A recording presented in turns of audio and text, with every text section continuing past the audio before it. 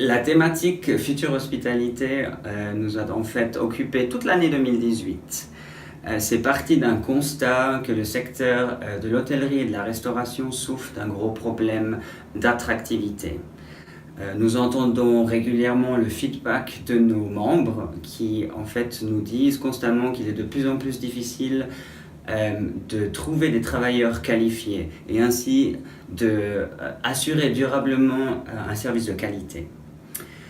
Mais on manquait en fait de données concrètes, de faits qui nous prouvent ou qui nous montrent l'étendue du problème dans notre branche.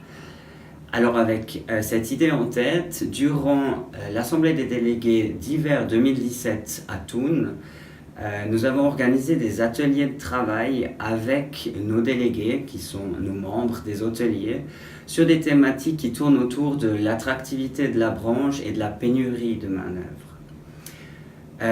Nous avons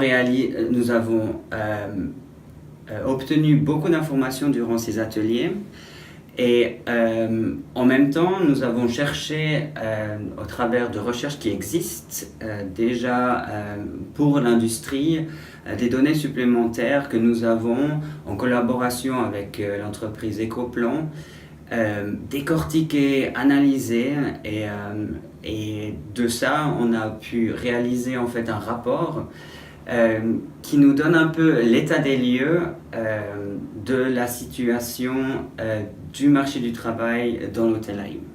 Les conclusions des analyses qui sont présentées dans le rapport ne sont pas très réjouissantes. En fait, la situation dans laquelle l'industrie se trouve en termes d'attractivité, d'image par rapport aux employés qui travaillent déjà pour nous ou nos futurs employés n'est pas bonne.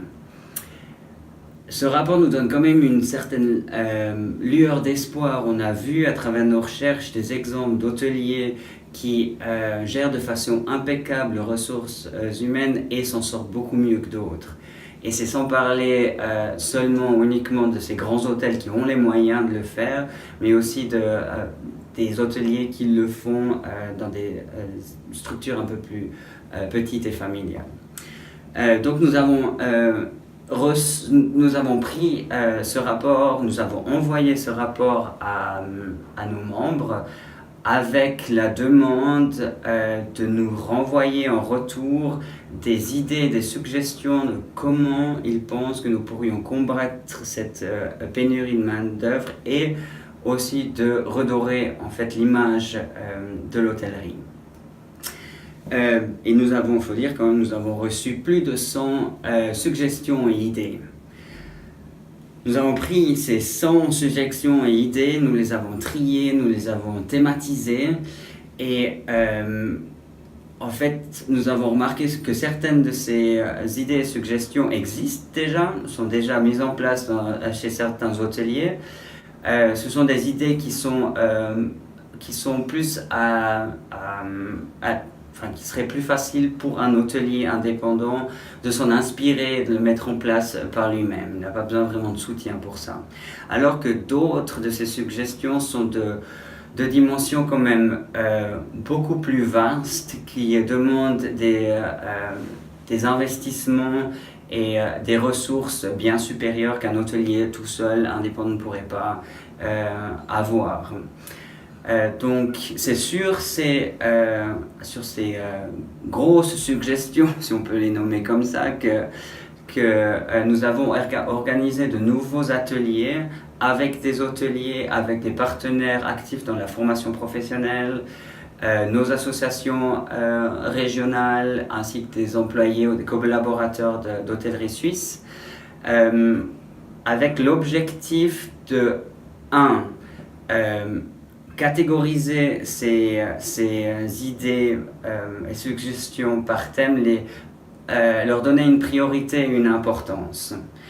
Le deuxième objectif de ces ateliers était aussi de définir des KPIs, ou en français dans le texte, des indicateurs de mesure ou des indicateurs qui nous permettraient de mesurer l'impact qu'aurait si on mettait en place ce qui nous a été suggéré. Le résultat de ces ateliers a été que on a pu définir ces indicateurs clés et on a pu définir 3 projets concrets. Alors que va-t-il en fait se passer maintenant? Nous allons d'ici quelques semaines, au début de l'année 2019, présenter les détails de ces projets. Nous allons également mettre en place un plan d'action pour la mise en œuvre de ces grosses suggestions, de ces grandes initiatives qui, je l'espère, ou plutôt je suis convaincu que si on arrive à mettre quelque chose en place comme ça, aura un impact énorme sur l'attractivité de la branche et permettra à nos hôteliers d'avoir de trouver assez de travailleurs qualifiés dans un futur proche pour assurer la qualité de leur service. En parallèle à ces 3 gros projets, nous avons aussi une liste de toutes ces initiatives qui sont un peu plus accessibles à tout le monde, à tout à chacun, à tout hôtelier. Nous allons élaborer une liste on peut nommer ça de bonnes pratiques. Ce sera comme une boîte à outils que les hôteliers pourront utiliser, pourront s'inspirer et par eux-mêmes mettre en place.